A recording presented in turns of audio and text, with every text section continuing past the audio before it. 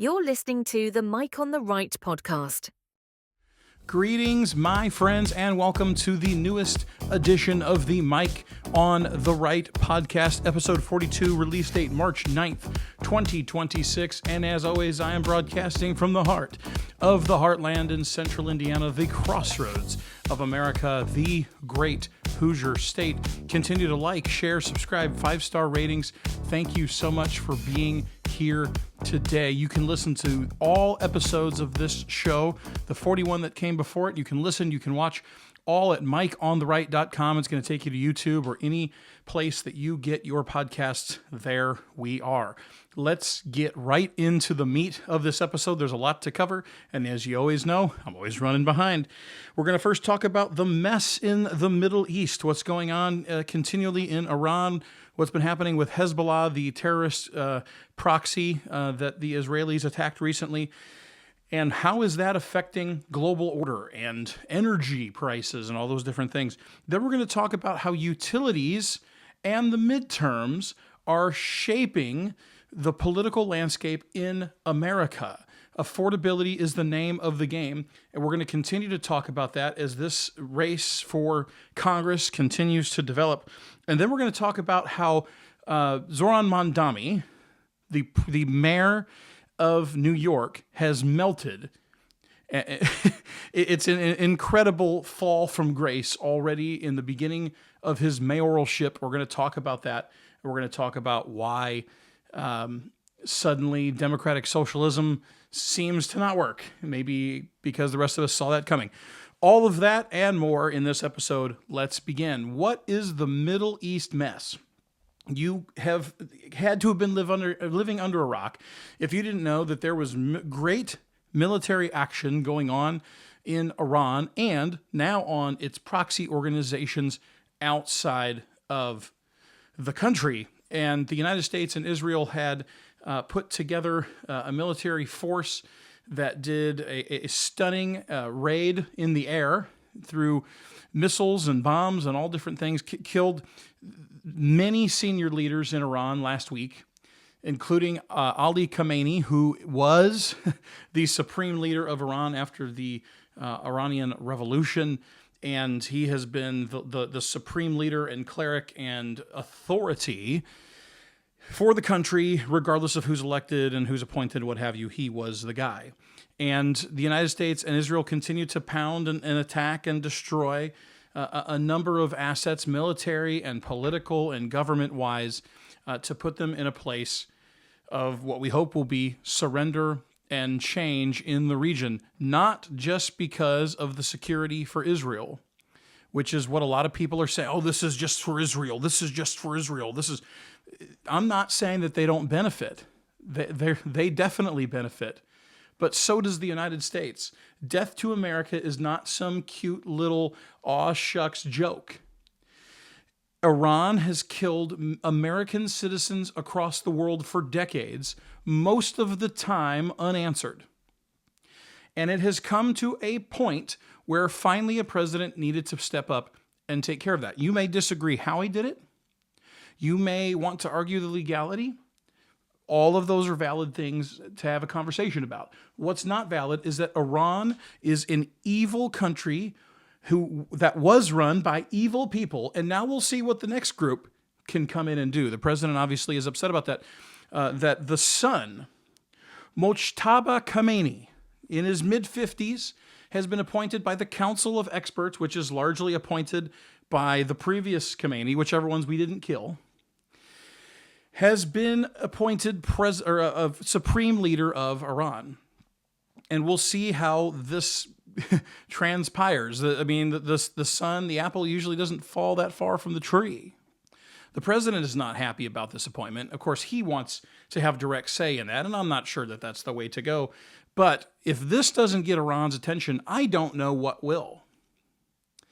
But what we see here is that the United States and now just very recently, Israel hit a bunch of their oil infrastructure. And you're seeing, I think I just saw maybe CNBC or CNN said that for the first time since 2022, the oil barrel price has just exceeded $100 for the first time. It had been running in the low to mid 60s, where you've been seeing some of this. The gas over here has been $2.29 where I live, outside of Westfield, in Carmel area, has been incredibly cheap. And I just saw the Speedway down the road in my travels today, $3.39 a gallon.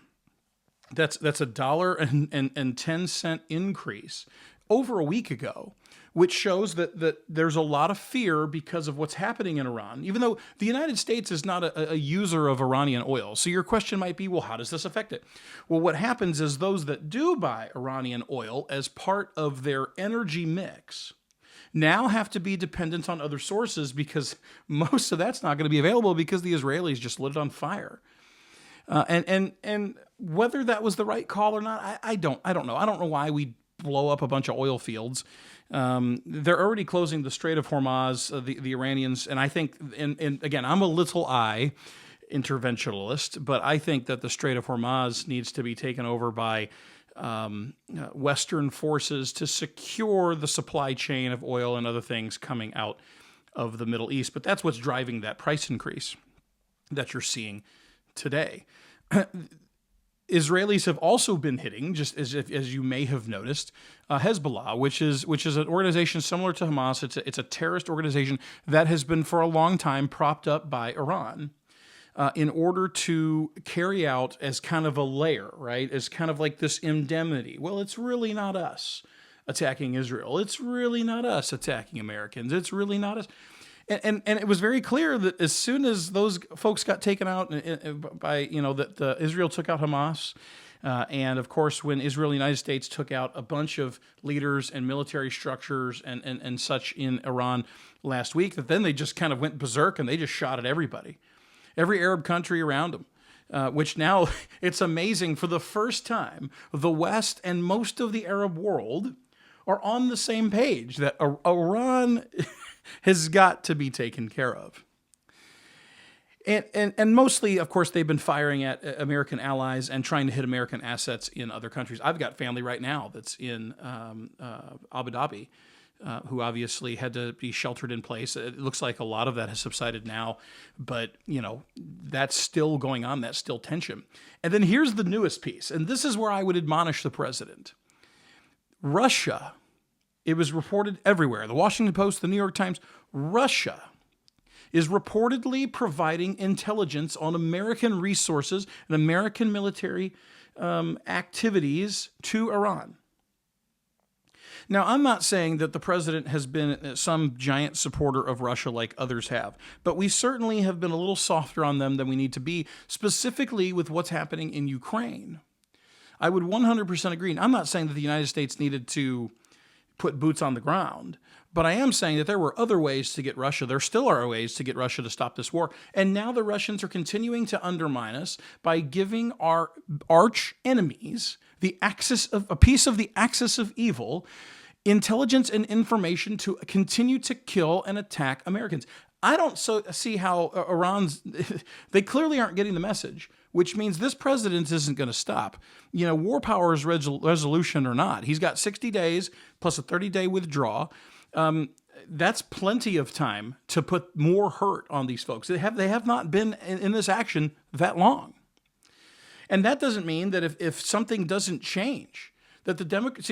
here's the other thing about what's going on with the Democrats. They've obviously got the Department of Homeland Security shut down, which is kind of shut down and kind of not, because there's a lot of funding that's still available for them to continue to operate, regardless of Congress funding them in fullness or not. But eventually that money will certainly run out. But now, for better or worse, we have an armed military conflict happening in the Middle East, and the Department of Homeland Security is defunded in certain areas.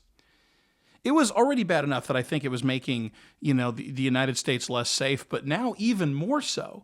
You've got to say, okay, you know what? If you want to fund everything but ICE, if that's really truly the hill you're going to die on, and we already know that the president's taking a softer stance on immigration, ICE. I just heard it, the other day, but for the rest of it, that needs the funding, that we need the intelligence, we need the protection at home. This is the time and opportunity for Democrats to step up and say, you know what?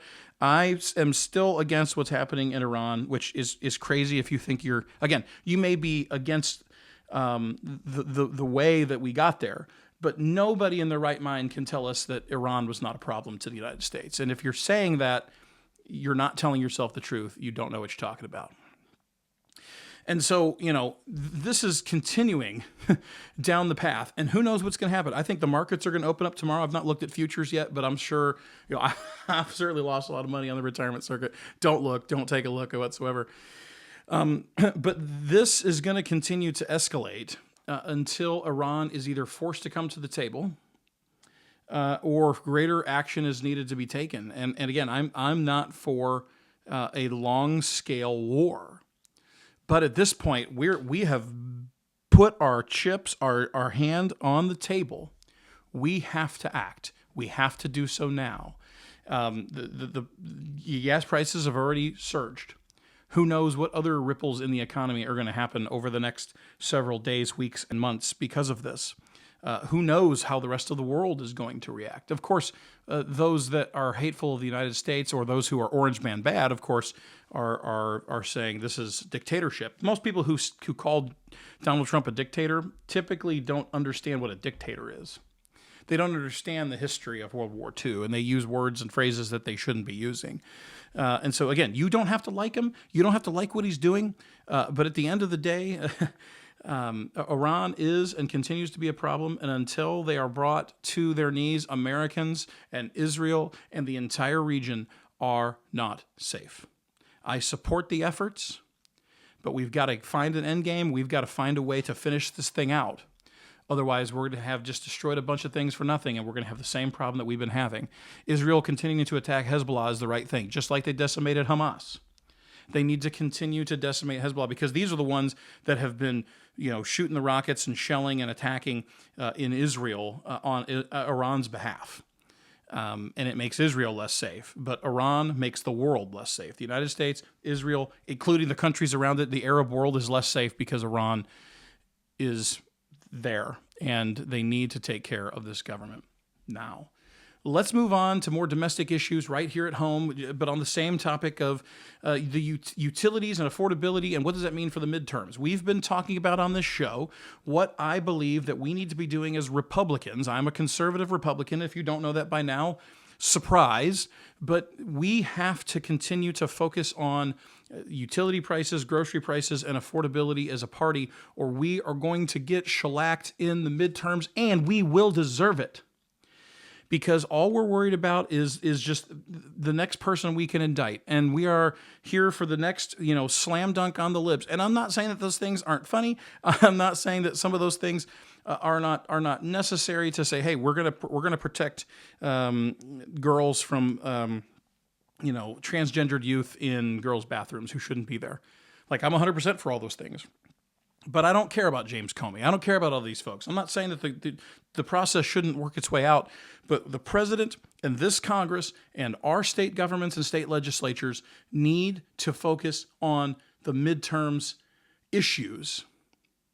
Even put elections aside, affordability is shaping the political environment now. Groceries and housing and utilities and insurance and transportation and healthcare. Everything continues to now look, before what's going on in Iran, gas prices have been lower than they had been for a long time. My egg prices went way down when President Trump came into office. Our grocery bill, for the most part, we budget every month, and I did an analysis from 2024 to 2025. And of course, my son eats a little bit more, but at the end of the day, it's basically the same amount of people that are in this house. And those prices actually for us went down. The amount of money we spent on groceries in 2025 is less than the amount of groceries we spent in 2024. Now, I know that's not everybody's situation. It depends on where you live and how smart you shop. And if you're now, we live on budgets not because we're constrained. We live on budgets because we want to save for the future. We want generational wealth for our kids. We want a strong retirement that we can age in our home and travel and send our kids to college and all those different things. And I know that that's what everybody wants. Not everybody has the opportunity to do that. We're incredibly blessed. But I'm going to tell you right now that affordability is the number one issue on the minds of Hoosiers and on the minds of Americans today. And the biggest one we've been seeing is utility costs. And it's a big problem right here in Indiana. Utility costs are increasing as part of this affordability debate, specifically electric bills, but gas bills too. Our bills have gone up, not as extreme as some others that I have seen on the internet. And a lot of people also don't understand the process of regulated utilities because, again, they're essentially regulated monopolies. You don't have the choice most of the time. You have the choice of your internet, but you don't have the choice of your electric provider or things like that. So you're kind of stuck in that. And electricity today is simply not optional. Natural gas may be, but electric certainly is not. And this has become a huge political flashpoint that honestly we kind of deserve. As Republicans, Democrats are starting to seize on this issue, even though, again, if you're in politics, if you are explaining, you are losing. A wise man once told me that, and I will remember that forever. It does not matter how right you are. If you are explaining an issue or a problem, you are losing the debate at that moment, period. But the explanation is that everybody forgets the rampant, huge, transitionary inflation of the Biden administration that absolutely decimated markets and homes and workers and companies all across America.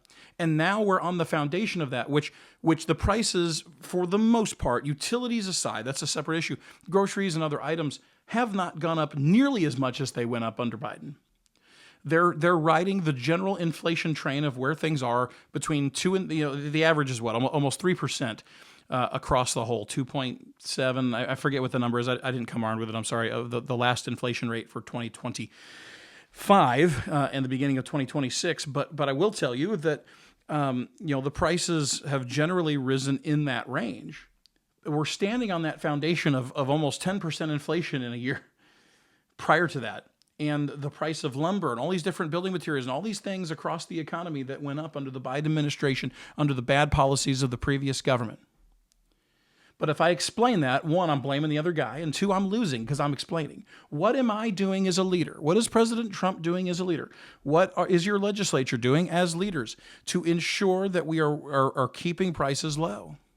And this all blew up in the state of Georgia. I talked about this before, that they elect their utility commissioners. And what we're seeing in Indiana, we're seeing in a lot of places, of course, the utility commissions are approving certain riders and charges and delivery fees. And say what you will about that. I am going to keep my powder dry on that because I have friends that are working there right now who are working hard on the issue, and I'm going to give them the space to do what they said they would do. I believe that the legislature and Governor Braun and the Indiana Utility Regulatory Commission are doing all they can. They are working hard to provide affordable energy and reliable energy energy mixes for the state of Indiana. But you've got that happening all across the country. And in Georgia, they elect those people. And what you're seeing, I think, a lot in Indiana is that, remember, the fuel cost, what it costs for the actual fuel, is a sliding scale that can move up. And it's not just set in a rate case forever. If there is a shortage, your price is going to go up regardless of what's been approved or not approved. That adjusts. And I think we're seeing a lot of that right now. That there are other riders that across the country that people need to look at. Indiana certainly is. But in Georgia, those folks are elected. And for the first time in a long time, the majority of the Georgia Commission has been flipped by the Democrats, and it's a sleepy race, right? When I think of big races, I think of governor, and I think of senators, and I think of Congress. And in your local folks, I even think of mayors, the people that you know and see. But who thinks about elected utility commissioners in any state? Georgia certainly didn't until this time around, where the Democrats put a huge focus, really a testing, in my opinion, a trial balloon on will people forget and or forgive the Biden administration's absolute destruction of the American economy in the inflation rate? Will they forget or forgive and give us a chance based on an affordability message? And Georgia politics say, yeah. Now, there's a phrase in politics that the memory span of a voter is short. They're very short. And so things can change very quickly. And right now, the Trump administration's been in a year, and there's not a lot to show for it yet. There are in some areas, again, like egg prices and gas and those kind of things. But now we've got these infrastructure investments that need to happen, and those are, of course, driving rates. The sliding scale of electricity and the generation thereof and natural gas is moving those prices up and down. And the affordability message worked in Georgia, which is becoming more and more of a swing state, even though it really is a Republican state. We are just caught in this quagmire. And I've got to tell you right now, we've got to do something about this. If we, as Republicans, do not shift our focus to affordability and actually do something, not promises of doing something that we may or may not do something now and today that helps the American people, Hoosiers and Kansans and Mainers and Washingtonian, everybody. If you don't do it, we are going to get shellacked in the midterms, and we will deserve it. And we will be in the wilderness till we find our way back. It's not just a growing political issue. It is the issue now and today. Let's get to it. Last item on our agenda for today is the that was a Freudian slip. The mayor of New York City, Zohran Mamdani, has melted. And what do I mean by that? It's a fascinating political development in the largest city in America, who now has a Democratic socialist mayor who has told everybody he can't escape it. In all of his commercials, I am going to freeze your rent. I am going to stop these predatory landlords. I am going to make this city more affordable. And he crossed his arms and he did a little dance and he made all these promises. And of course, everybody who's struggling, understandably, just like Obama before, lapped it up. Absolutely lapped it up. They elected the man as mayor. And what's the first thing that he did? Absolutely caved like a cheap card table.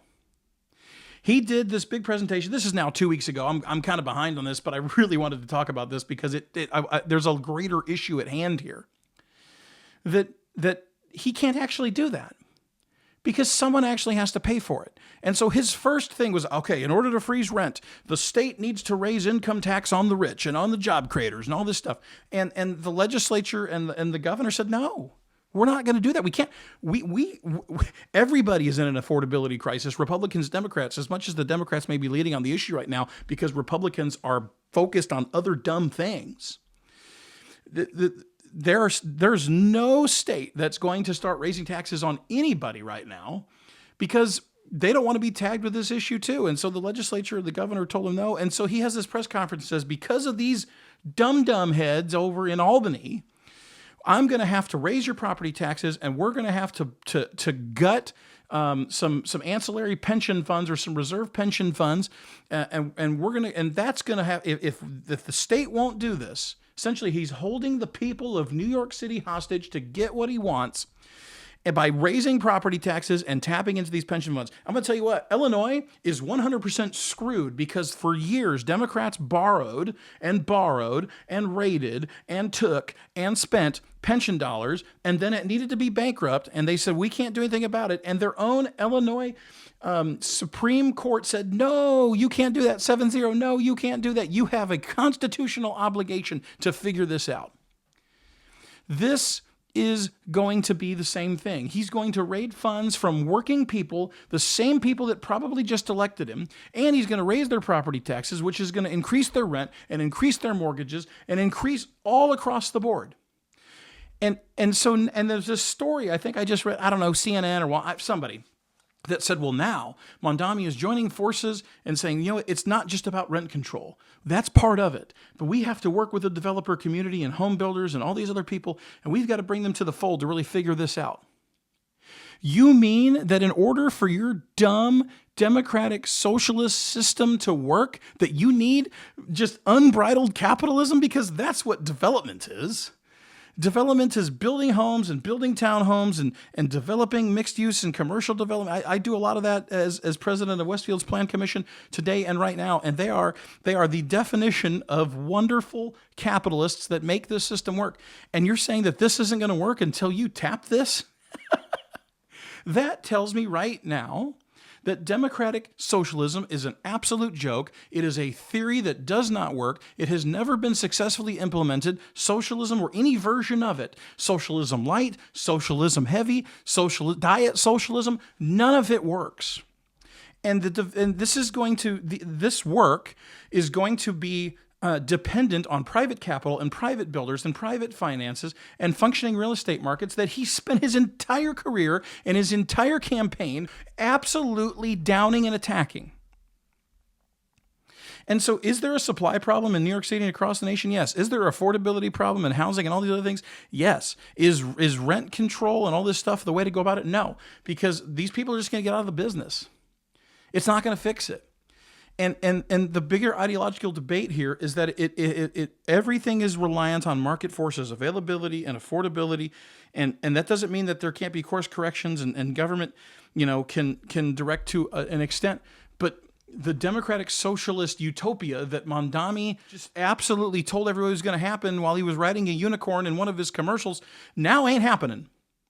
Folks, that's all I have for you today. Thank you so much for listening to this episode. Again, you can listen to this one and all others. You can watch this one and all others, Mike, on theright.com. Thank you so much for being here with me today. Have a great week.